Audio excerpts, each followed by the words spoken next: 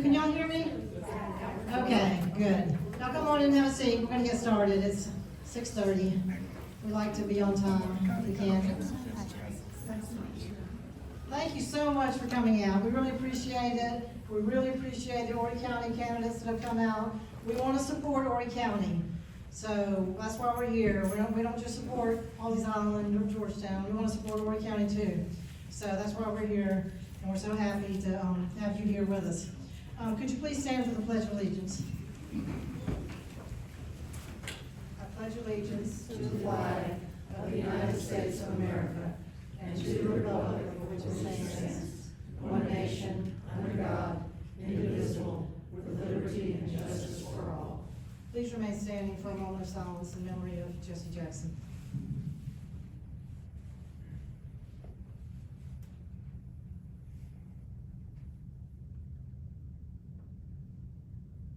Thank you very much. Please have a seat. Our first speaker tonight is Clint Eisenhower. He is the chairman of the South Carolina Forward Party. Is that right? That's right. Did I have that right? Okay. And he is going to tell us about the Forward Party because a lot of us aren't familiar with it. We just had a Forward Party candidate elected in Georgetown, it's the city of Georgetown, to the mayor's race.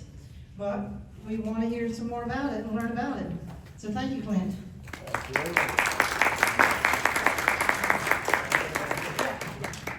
All right, well, good evening, everybody.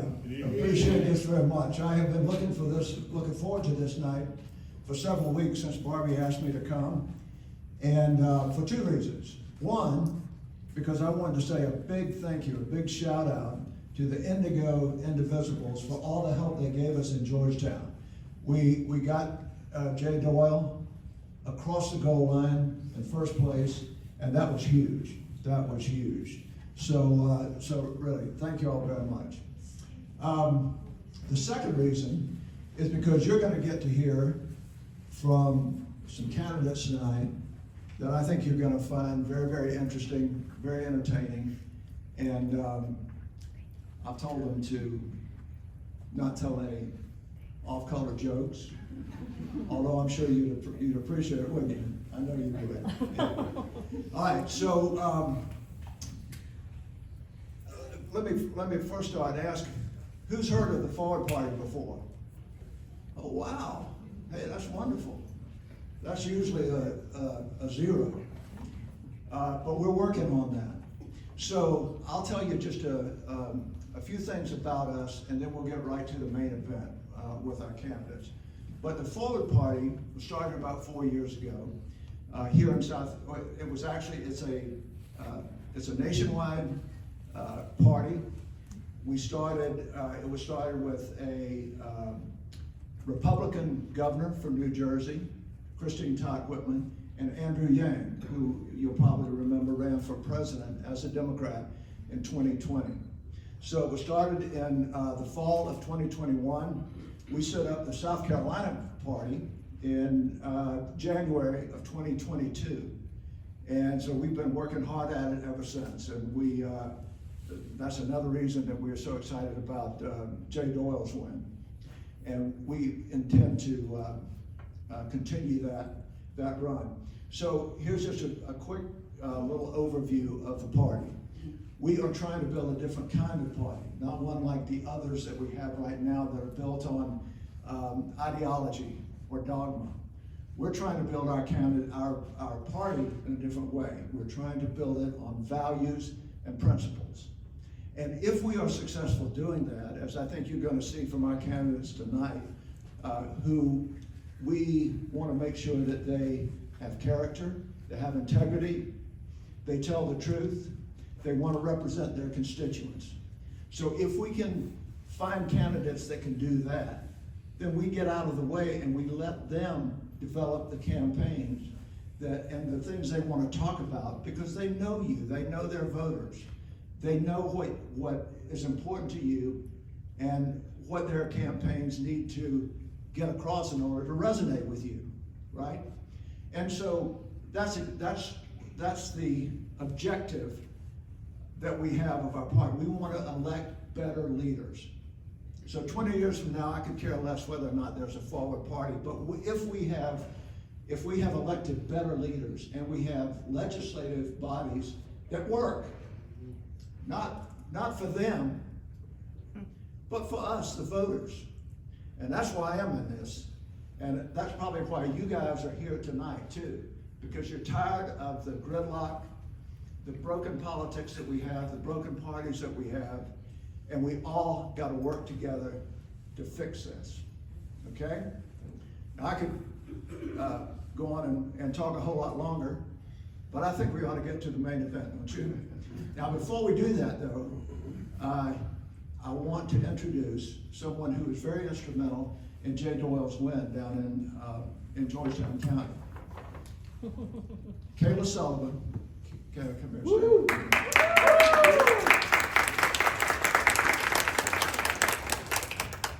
I think that's the biggest round of applause that you've gotten since I've been with you. Huh? Yeah, we can work on it. Okay.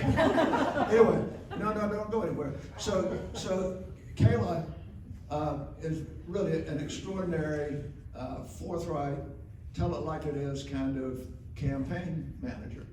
And she is working with our three candidates here in Horry County.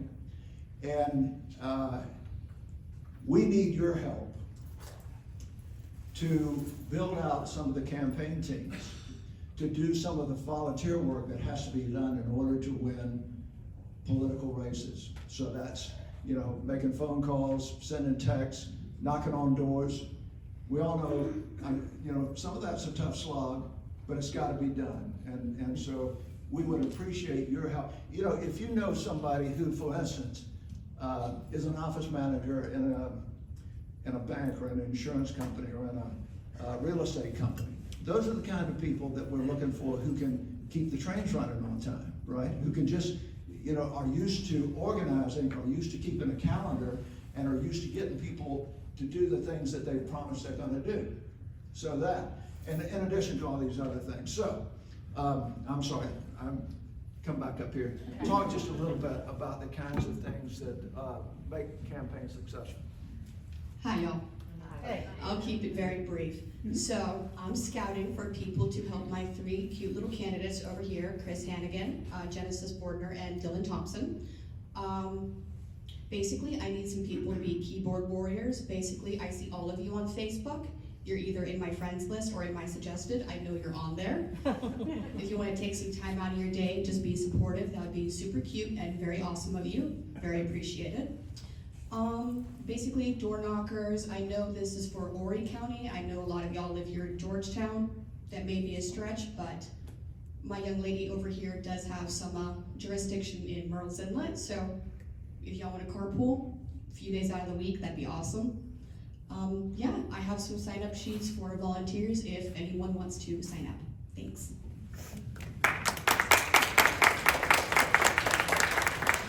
All right, so we're ready for the main event.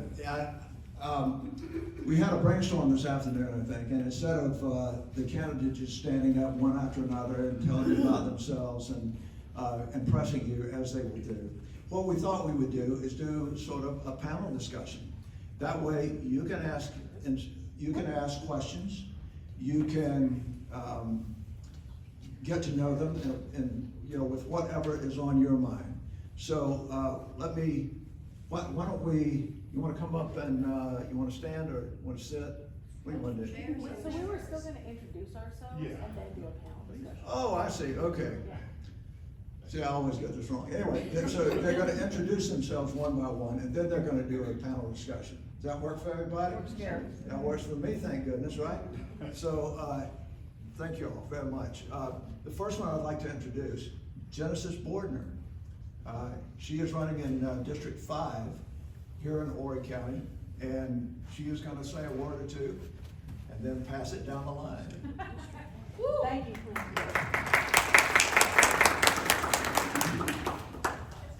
Can you tell us what District 5 is, what District 11 is, what District 7? So I have some idea of what you're talking about. Yes, ma'am. So I am running to represent District 5, and I'll let the other candidates explain the areas that are covered in their districts, because our districts are very different sizes.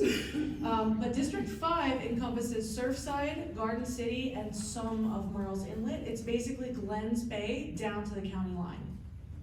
Yes? Hello, Indigo, Indivisible! Are you guys awake out? Is this thing on? You guys awake out there?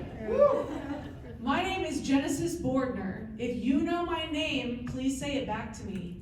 Genesis Bordner. There you go. I am so honored to be here with you in a space where people all across the spectrum of political beliefs can stand united in the dream of a better place and a better world that we can possibly build. Excuse me. For the best USA that we can possibly build. Tripped on that one. I have known all my life that I would be at some point called to enter the local political arena. About a year ago, that call came. And I think many of you probably remember when the call first came upon me and I came and talked to you. As someone who is not a career politician, nor do I plan to be, I believe that local politics is where regular people have the most power. And as we've seen in Horry County, local politics are what most acutely affect our everyday lives. In short, I'm running because the cost of unplanned runaway development has become too high. It's been almost 4 years since my son adopted me as his mommy, yet the cost of feeding, educating, and clothing him is so high that I'm unable to save anything towards his legal adoption. His grandmother, a public school teacher, is daily telling me and describing how St. James High School has lost 10 teaching positions due to plummeting enrollment. Meanwhile, Carolina Forest schools are forced to try to function well past their capacity. His great-grandparents are dealing with several months-long waits to see healthcare specialists in the county. All this, and our neighborhoods are flooding? Our highways are backed up? What is going on? The deeper I dig into county policy, the more clearly I see the consequences of a council that is stacked with real estate developers. I'm running to say we can and must do better by local property owners, business owners, and families. I'm running forward to say I will not allow identity politics and partisan bickering to hold us back. We are currently in need of volunteers and contributions to get our campaign running. If you believe in our cause, please come speak to me or any of the other forwardists or my campaign manager, Kayla, to get signed up. Thank you. And now, I will give you Dylan Thompson, who's running way out in District 11. Woo!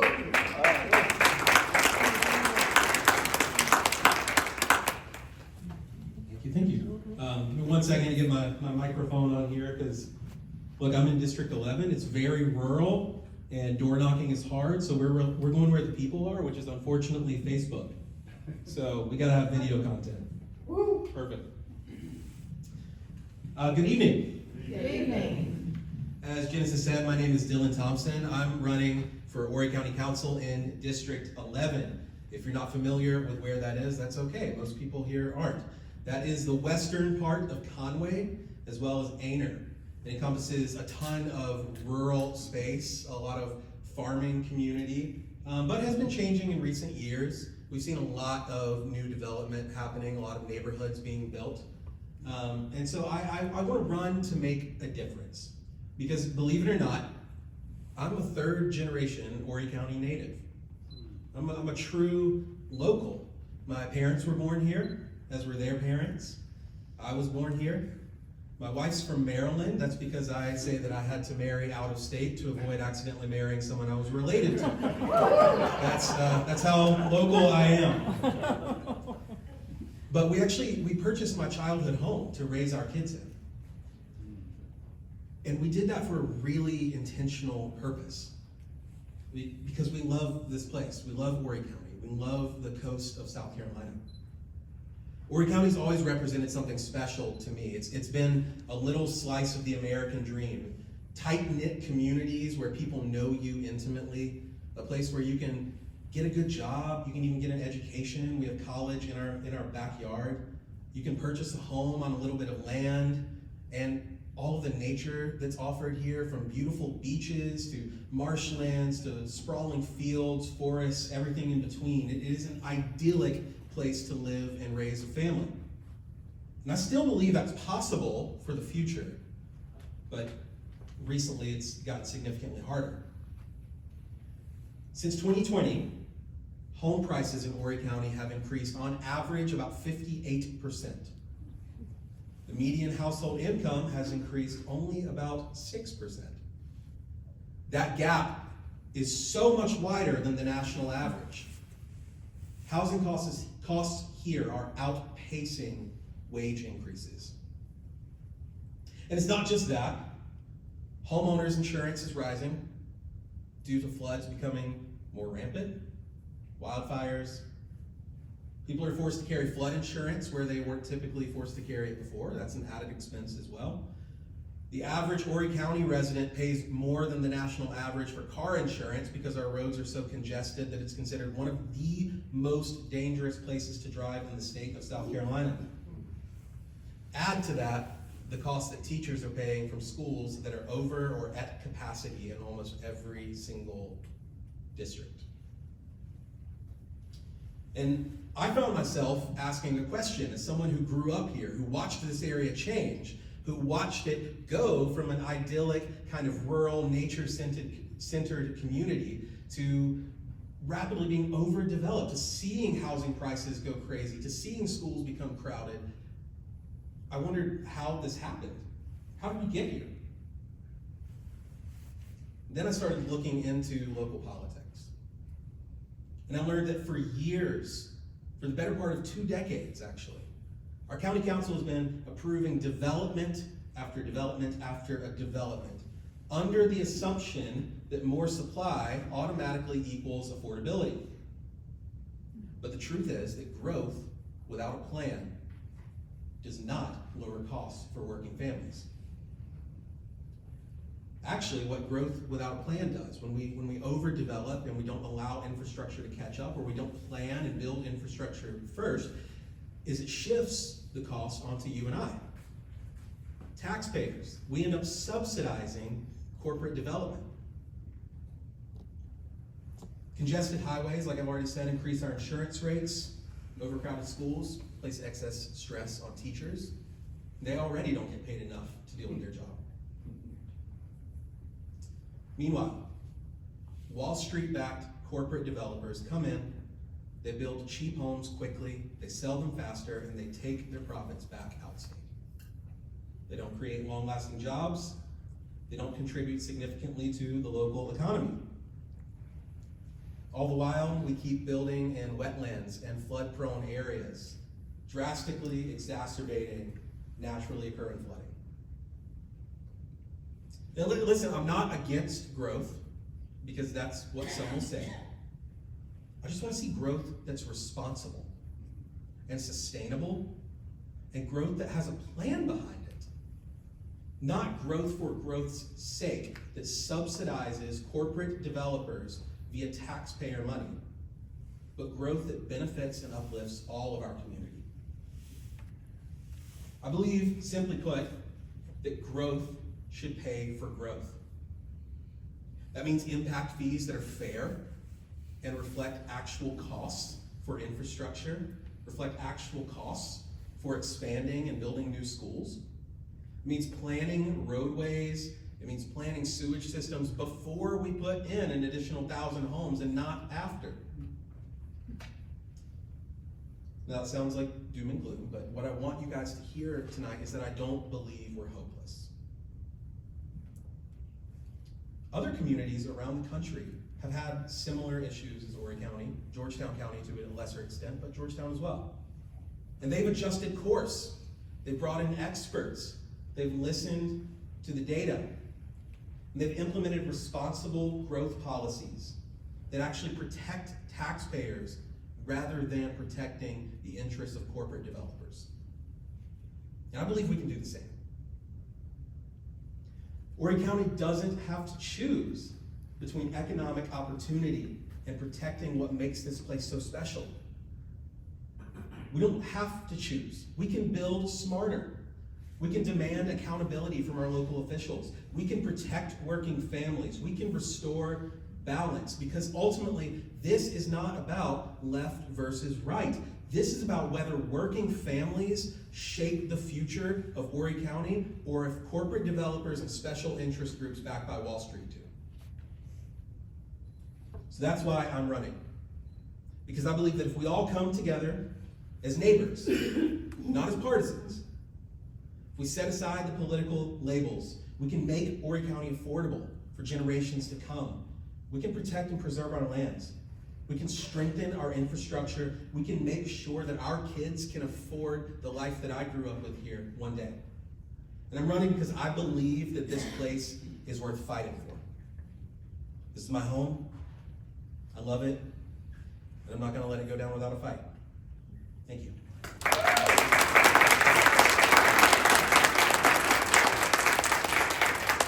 I guess I have the privilege of introducing Mr. Christopher Hennigan now.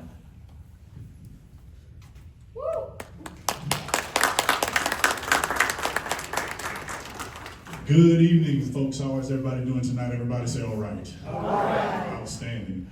My name is Chris Hennigan, and I am a longtime resident of Horry County, well, forever. I'm 52 years old, and I've been here since the beginning.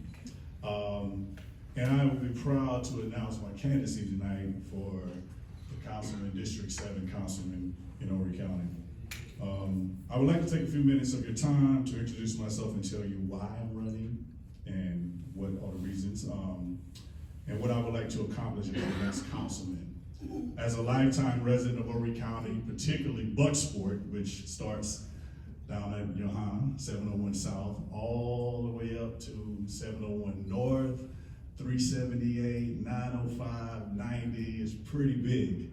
I've lived all my life in Bucksport, and my wife is in the audience tonight, so much love to her. Thanks for coming out tonight. Well, we've raised our family of 3, 2 beautiful ladies that live in Tennessee, which is a long way from home, and my son who lives in Charleston. I'm a 92 graduate of Conway High School, and I later a graduate of CCU right down the road. Over the past 10 years, I've served on the Planning and Zoning Board of Horry County, which was a new endeavor for me, but it opened my eyes up to a greater opportunity to help people. Help the same people that raised me, watching me grow, and I want to give back to those individuals. My journey started with planning and zoning, as I stated, but I remember before there was a President Obama, there was a councilman, the late, great Riley Frazier. And I intend to take the seat that he once held so proudly, because he showed me that I could be more than just a kid with the basketball, or an entertainer behind a microphone, or playing football. I can be more. So I plan to be a champion for many of the same causes that my fellow candidates represent tonight. Finding a way to work with communities on a local level, a state level, international level, to address the flooding, the runaway growth, improving the existing fractured infrastructure where roads can't accommodate the traffic, and better health care. Add to that overcrowded schools, as she stated. So furthermore, I would like to link up with the city councils in order to help alleviate these concerns as opposed to fighting one another. At the end of the day, I am just a man, a flawed man, attempting to step up for my family, my community, my district, and my county. So I'm asking not for your votes based upon empty promises, but on a shared vision of coming together as one voice, elevating our voices together, building together in a way that we all benefit. Ultimately, we are better together. So join me as we usher in a new era moving forward. Thank you.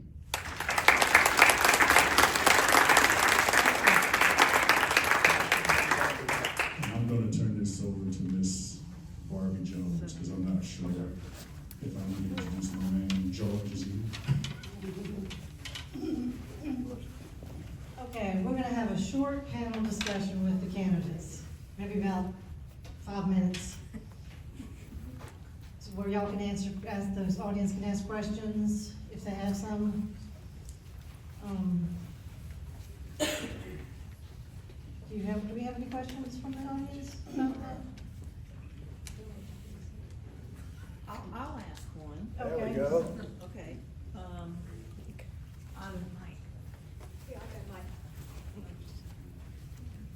if I could vote for all three of you, I would. Thank you. I like what you say. I believe in what you say you believe in. I hear you suggesting that if we all work together, we can accomplish far more than we can do alone or in fractions. How do we make that togetherness happen? I'd like to hear from each of you if I could. Sure. I guess we're projecting.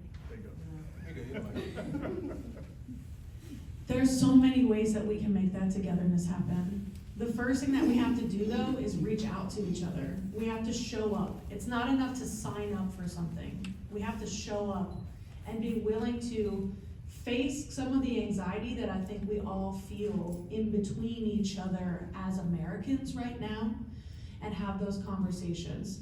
But on a more like granular level, I suppose, one of my favorite things to do is dance. And I envision doing a lot of things, right? I'm a terrible dancer, I'm awful.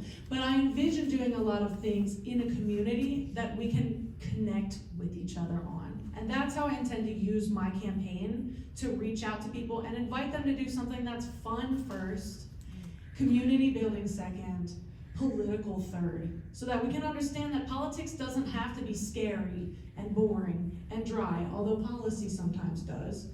But working together, living together, co-creating our dream together doesn't have to be. That was a great answer. Tough act to follow. I feel like, based on what I've seen on the county council, I was debating whether to say this or not, but nobody resembles me. There's nobody that looks like me. And you're right. We all sisters and brothers. We come from the same Adam. I agree with that. I like that. I like her. Get her name and number. But realistically, there's no representation, and I think we need representation. And if you don't have representation, everybody's not included in the party. They don't feel like they're part of the party. So when we come to the party, all of us together, we can all look differently, but we're all the same because we all bleed the same blood, correct? So it's a matter of us coming together, and not only that, I'm not mudslinging because I wouldn't do that. That's not in my DNA. But the individuals that I see, I don't see them in my community. And I think that's where it starts. So you have three people here that's willing to represent. We will bring all the districts together that we represent, and we will do our best to engage with the other people to get them to try to represent. And it won't be a red or a blue, it'll just be love.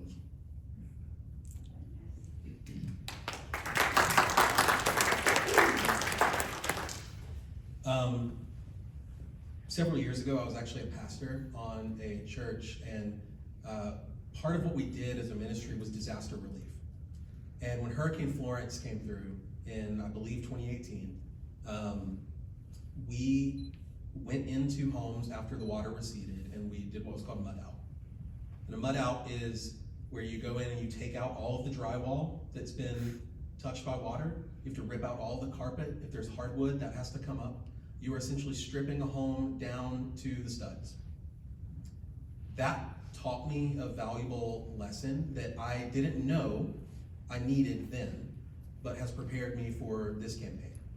And that's that floods don't care who you voted for. Affordability crises don't care who you voted for. We, regardless of political affiliation or ideology or socioeconomic background, have far more in common with each other than we do people in Washington, than we do the folks on Wall Street, certainly than we do the corporate developers that are coming in and overdeveloping our county, and making record profits and getting ridiculous pensions out of it. The reality is that we all share the same struggles. We struggle to afford to pay health insurance. We struggle to afford to buy a home.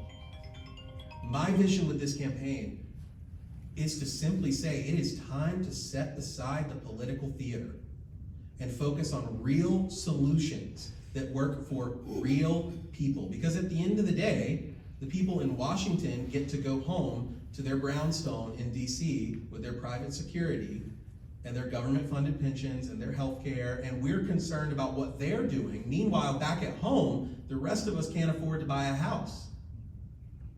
Meanwhile, here in Horry and Georgetown counties, our homes are flooding anytime we get more than 6 inches of rain, which is quite often. If we are going to not only survive, but thrive as a county, as a place to live, we've got to set aside the political theater and recognize that this is not about left versus right. This is not about whether you're red or blue, or you like Trump or you don't like Trump. This is about working people and working families being able to afford to live in this country. And that is something that we have got to rally behind and circle the wagons on, and we've got to claw tooth and nail to make that a reality so that people can actually afford to live here.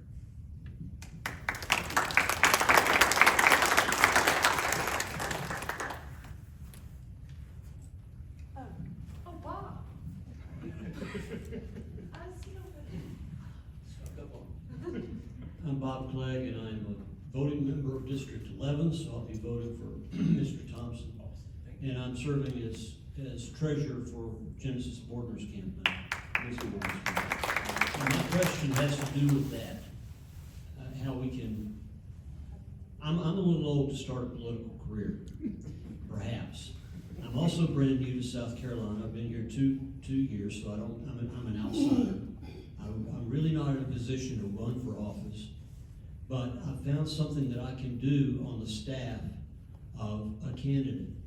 And my question for you, for y'all is, you know, running for office, you need a staff. You need a campaign committee to take care of the jobs, because there's just too much to do in a campaign for all of you, for one person to do it all. So you need support. People who aren't running, there's plenty of people in this room who aren't running who could be doing something like what I'm doing with Ms. Bordner. How many of, what my question is, I'll get to the question eventually.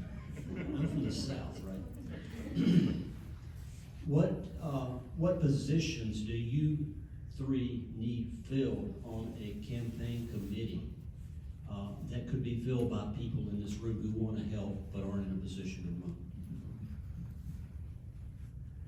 Thank you. I'll appreciate your vote come November. Also, it's not a bad thing to be an outsider or an insider. I actually think insiders are the reason we're in this mess to begin with. So that's an added aside. That one's free. Look, this is a community effort. I think the misconception is that politics is simply about who we elect.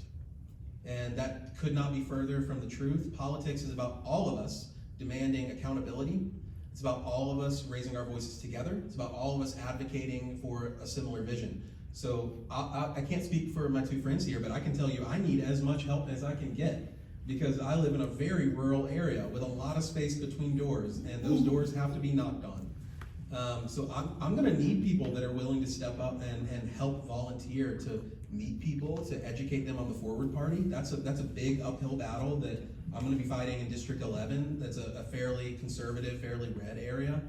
I'm gonna need to educate people on that. I'm gonna need folks that are willing to help engage volunteers, people that are enthusiastic, maybe not like lead dance party enthusiastic, but you're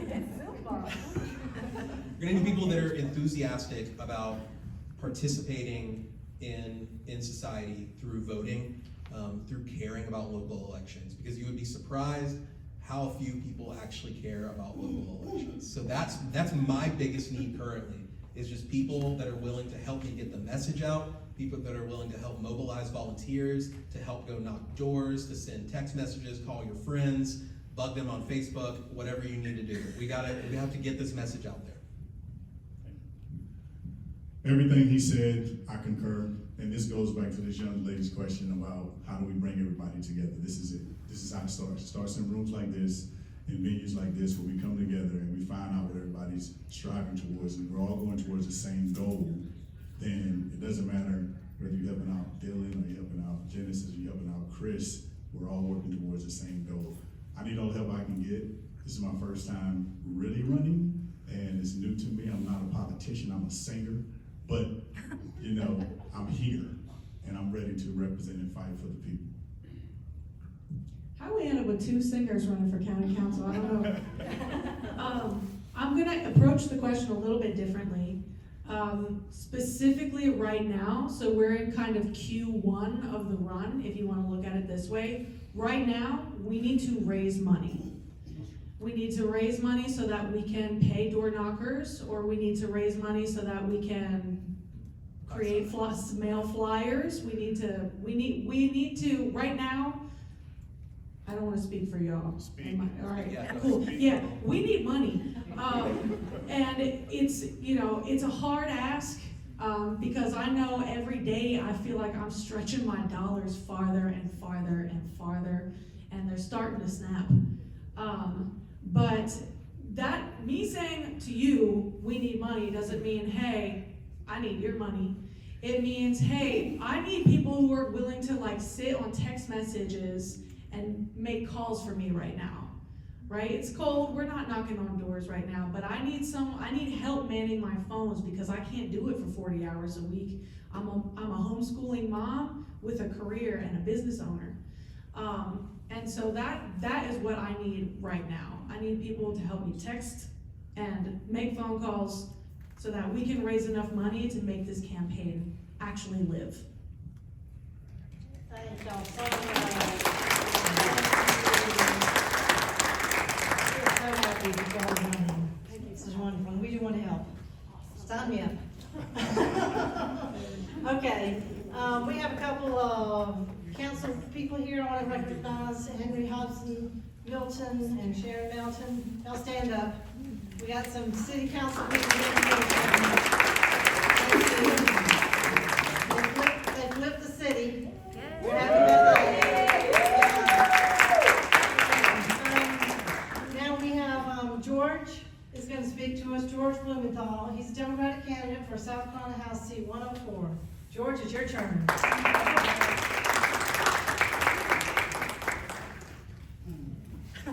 Wow, that's a lot to follow. I was told I had 5 minutes tonight, so I didn't write a speech. But I never write a speech anyway, so I just kind of talk with people. Some of you who know me already. I'm Chris, 52 years old. You're old enough to be my son. I just turned 75 in January. I never had any inclination to be in politics. My father served in the Maryland legislature for 12 years, my mother for 8 years. I saw 20 years of it. I never wanted to have anything to do with it. If it's done right, it's too much work and too much sacrifice. So I put it off. I had a career as a lawyer, 45 years as a lawyer, licensed in Maryland. I served 6 years on the Maryland Insurance Commission. And I'll tell you, I know stuff. I know stuff that they don't know in Columbia. Now, let me bounce around a little bit. Let me start at the top, 30,000 feet up. If you'll go up there with me and look down. The biggest threat to everybody in this room right now is the national debt. The national debt threatens to put us all eating dirt, and nobody talks about it. Nobody, not on TV, not news, anything like that. We're in real trouble because the rest of the world knows that we have bad credit. They're stopping to buy our bonds and on and on and on. Okay, enough about that. Social Security. How many of you here are planning to live without Social Security? Because the Republicans are planning that for you. If you notice, the crickets, they don't say anything about Social Security. And let me point something out, because I see this on Facebook all the time. How many of you seen the little things that say, stop them from taking our money? Don't let them take our money and put it in the budget anymore. Stop it. That doesn't happen anymore. In 1983, Ronald Reagan passed a law that he took the excess Social Security money and moved it into the federal budget to kind of hide how much he was spending. And they've been doing that every year, but in the year 2021, and this didn't make the news anywhere, we know the people who are working today, the taxes on them no longer cover the benefits going out. And from 21 to the present, the US Treasury has been having to sell bonds and borrow money to make up the difference to pay our benefits. Now, the Republicans do have a plan. Number one, they plan for it to fail. Scott Bessent, the treasurer, has talked openly about privatizing Social Security. Well, when it's privatized, it no longer has the government behind it, so if you don't get your check, you don't get anything. And the other thing is they're counting on cutting it by 30% pretty soon. So enough about that. Let me get down to local now. As you may know, I am running South Carolina House of Representatives for District 104, Little River, Cherry Grove, some in North Myrtle Beach, and Longs. The guy I'm running against, this is the first time in 5 elections that he'll face an opponent in general. And I've got an uphill fight. I mean, there are 10,000 people there that in November will go to the poll. They won't know who he is, they won't know what he's done, and they'll vote for him, and I'm up against that. But I've been working to get the word out. The guy's done nothing. In 8 years, he's passed 5 bills, basically all for developers, builders, and businesses. Hasn't done a thing for any people. If I'm elected, one of the things that got me into this, 4 years ago, I wrote a letter to my state senator, Hembry, copy to the guy I'm running against, Bailey. I said, folks, South Carolina is one of the few states where if you have a car accident out there and George Sink sues you and you don't have enough car insurance, he can take your house. He can take your house. You may be able to keep $50,000, but he'll sell it and take the rest. So I wrote him a letter 4 years ago, and I said, here's what you do. Here's the law, here are the words, and I even put an arrow where they go in the law, and did nothing, nothing. So if I get up there, that's number 1 on my priority. Number 2, and I'm trying to talk very quickly. Number 2, the car accident verdicts down here are out of control. 7 million, 10 million, 15 million. That's great for the people who get it, but you and I are paying that in our car insurance. Don't complain that your car insurance went up and you're okay with these big verdicts. There is a law actually passed here in 2005 in South Carolina that put a cap on what we call non-economic damages. In other words, if you have an injury, we'll give you your bills, give you your expenses, but only so many dollars above that for being hurt.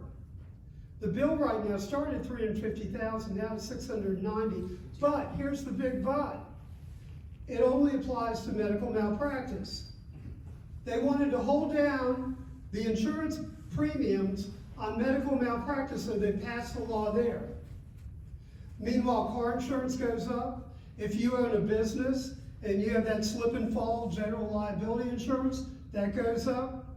If I get there, I'm going to amend that law so it applies to all injury cases and everybody else's insurance. Even your homeowners is affected, comes down. One other thing I'm going to look at, and I'm not going to promise, but there's a lot of talk right now in South Carolina about homestead exemption taxes, and they're going back and forth about how to help us. One of the things I'd like to propose for seniors, say 65 and above, to freeze the assessment. Don't let them keep, they can say, well, the rate's the same, but they come back every couple of years and say your house is now worth double what it is. So you're no. I want to freeze it for seniors. Now, and I'm getting close to finishing, so bear with me. I watched the bills in Colombia. I watched what they are doing right now, and it's outrageous. I want to talk about three things. Number one, there is a war against women. Yes. There's a war against Black community. And are you ready for this? There's a war against teachers. Yes. Very quickly, the Black community. There's a law to ban DEI, and that's just an excuse to ban everything. Let's not teach about Blacks, now let's give them, You know what I'm talking about. It gets worse. There's a law that says, you'll hear them talk about, we want to strengthen the way we select judges in Colombia. The way they want to strengthen it, I keep talking to you, Chris. Talk to me. The way they want to strengthen it is this law down at the bottom says, we will no longer consider DEI in the selection of our judges. That's the Black community, that's women, that's Hispanics, that's everybody but white men. And lastly, there's a bill right now in Colombia called the Parental Rights in Education Bill. It's a nightmare. And I wrote a letter to Greg Hemry, who's a senator, and he's the chairman of the education. I've sent him 2 letters. And I told him, I said, you are creating a simple cause of action where parents, if they're not happy and they feel violated, can sue teachers. If a teacher's in a classroom and let's say she says this, and this is something she wasn't supposed to say, now maybe 15 kids are going to go home and their parents are all going to sue this teacher. Up to $100,000 for non-economic damages and unlimited real damages. And here's the kicker. They have up to 3 years to bring the suit. That teacher could be teaching for a couple of years and 2.5 years from now get hit with 20 lawsuits. It's insane. So I wrote Greg, I said, Greg, you got to get rid of this. And then I heard on the news, because I listen to the news, somebody said, well, we're going to offer an amendment that if they were acting in good faith, that's a defense. Number one, that's an admission that somebody sees what I see, that they're really hanging the teachers out to dry. But my letter number 2 to Greg, I said, Greg, all that does is when this teacher is defending 20 or 30 lawsuits, she has the burden in every lawsuit to prove to a jury that she was acting in good faith. This bill, and it's funny because the biggest challenge in education right now is the recruitment and the retention of teachers. And we know this because they have another bill going through that's going to raise it to $50,000. And I told them, I said, no amount of money is going, they're all going to leave if you pass this. And that's all I have to say.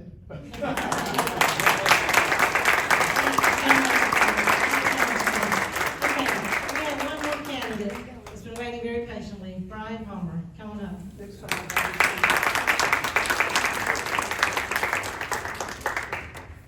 Brian is running for the Democratic candidate for the Horry County Council Chair. Is that right? Yes. Okay, great. Okay, Brian.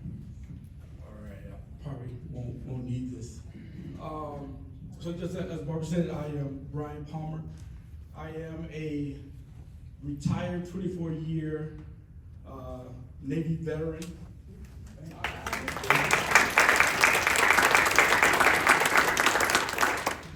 I'm a husband to 2 beautiful kids. My son is 19, who now attends University of South Carolina. I have a daughter, 15, who attends Carolina Forest. She's a sophomore right now. I am a uncle. I am a son. But there's some things going on in this political realm that we're in right now. There's a lot of noise.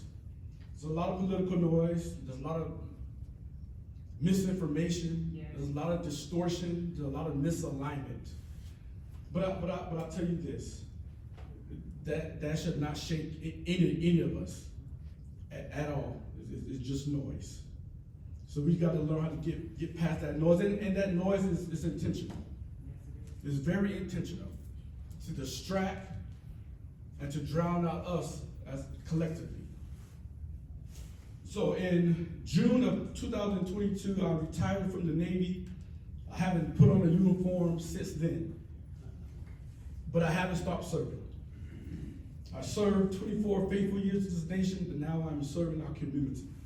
That is Horry County and the people of Horry County. So County Council Chairman, that role is the master, the maestro. It's the orchestrator, it's the conductor, you control. But also in that, if you look at the organizational chart for Horry County, it starts at the top, is the residents. That's who's important. That's who we serve. That's who we work for. That's who has the power. And that's who we have to give the power back to. But I say this, right now, we had a pivotal time right now. And we have an opportunity, really, I feel this, is to turn South Carolina blue. We have an opportunity that Horry County, Georgetown County, Florence County, Marion County, we are the blueprint. We will be the blueprint to show not only South Carolina, but the nation of how this country should be ran. Yes. So, I mean, to be honest, we have outgrown a system that was never built for us anyway. It's not going to be about hierarchy, patriarchy, monarchy. Those are the things of the past. But I'd say it's bigger than politics, right? It's bigger than party. Because I got some gripes with parties. I got some gripes with the Democratic Party. I got some gripes with the Republican Party. Republican Party, what? The party of law and order, right? Of rules. That has gone out the window, right? Democratic Party. Our party is the party of tradition, decorum, right? We play by the same playbook and we get the same results, right? And then we have third party. Not any particular third party, just in general, third party. Not every third party is under this umbrella. But third party, you're not looking to change the system, you're looking to not seem like you're not cohabitating. But it's time for that system to change. It's time for that system to build anew. You cannot start and build something new on unsturdy foundation. It has to come down and start all over again. And if you look at what's going on in this country, I need some people to come to the front. And the people that need to come to the front is those single parents, those parents who working 2 or 3 jobs that are barely surviving. You got to still stand in the food bank lines just to make it to the end of the week. To seniors who have to come out of retirement, who have gave their wisdom, they sweat, they're now competing for fast food jobs or checkout lines at Walmart. I'm talking to those that need to come to the front who are now raising their grandkids or their great-grandkids because life has come too hard and the parents are no longer here. I'm talking about those who have to decide between life-saving medication that's still sitting on the pharmacy shelves, they're going to pay their rent or their mortgage. I'm talking to women who time after time after time have to save this country, but never look to leave. You're not in a position to leave, but you have to save this country. I'm talking to the veterans who have sacrificed their bodies and sometimes even their lives to come back home and still have to fight for the benefits that they've been promised. It's time for a change. So in Horry County, Chris, he talked about it. I'm gonna talk about it. You look at the county council that sit up on this dais and look down on the people. There is no representation, to be honest. You look at Horry County, there's a melting pot. But that's not the representation you see when you go to your county council meetings on the first and third Tuesdays. You look at, so for the county chair, right, who is Johnny Gardner. He is the conductor. He decides who goes on what committee. Not based on merit, but based on favoritism. Based on good old boy system. That good old country club, right? It's time for a change. So I need those, again, who are not asking for a seat at the table, but you're bringing your own chair. And I'm gonna move over to bring you over.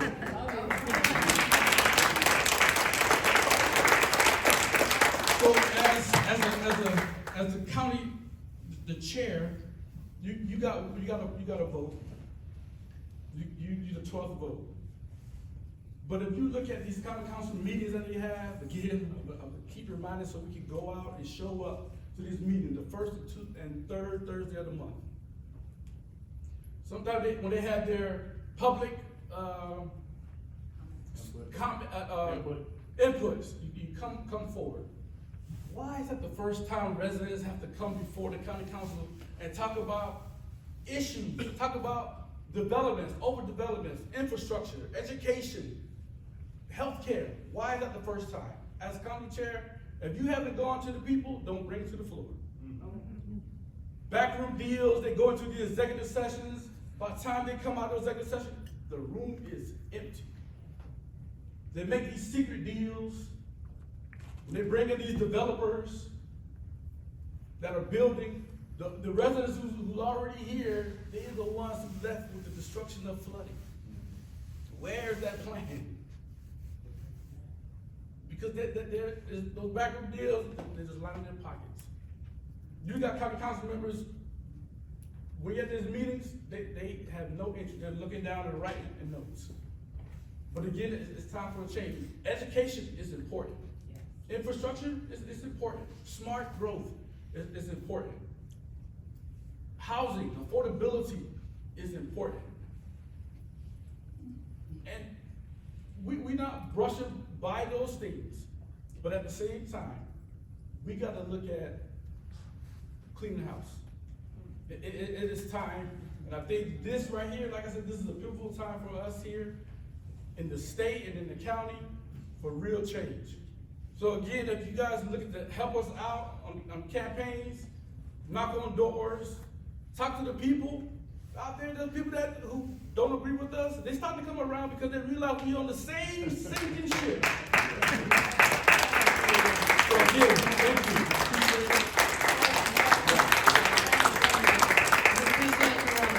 We appreciate all these candidates running and giving a choice to our citizens. Now it's just a time for some quick announcements. Eric, would you like to make an announcement about our upcoming No Kings 3 event? Sure.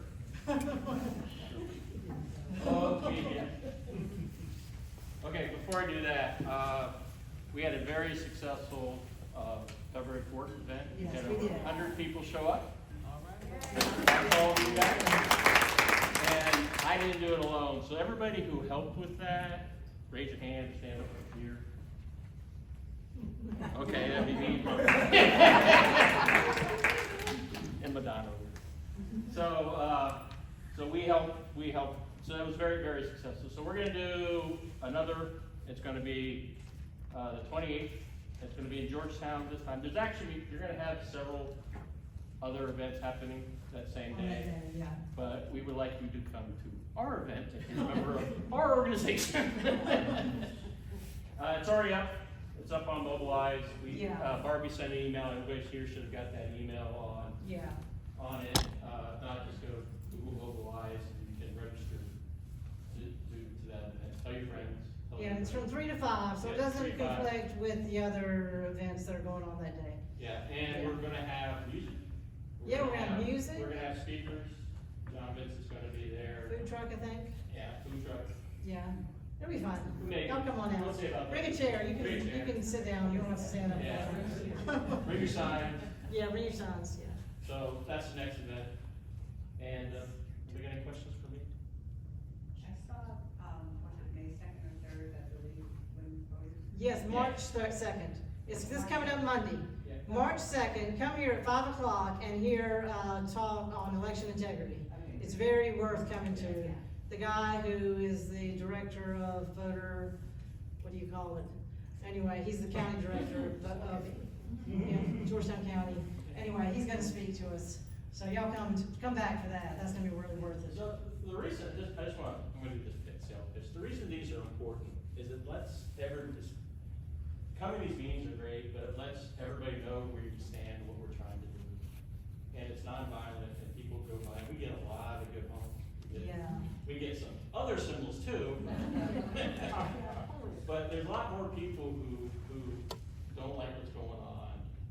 So the important thing is to get out there, let people know about it. Yeah. And we had a lot of people, I'm telling you, we had a lot of people stop like, who are you? What are? Yeah, they did. They stopped and asked And asked us questions. these questions. Yeah. So it's actually, numbers matter. Numbers really matter. So the more people we get, the better. Yes, ma'am. So it's gonna be at City Hall. Yeah. So there's huge parking lot on the other side. All those malls are right there. Right. Yeah, you can Yeah, park it's- there. There's plenty of places to park. Yeah, over there. so, yeah. That's kind of the reason why we picked it, because there's lots of parking around there. The old Belgian store, if you're all old, I've been here, it used to be the Kmart. Yeah, you see Kmart. Used to be a Kmart. Okay. But all those there's all those malls across, you can park over there. There's parking on the side. So Yeah, there's lots. plenty of places to park, yeah. And- Anybody else have any announcements? Okay, well, thank you for coming out tonight. Stay and walk to Canada, stay and have some apple cider, and have a piece of cheese. Okay. Okay, thanks a lot.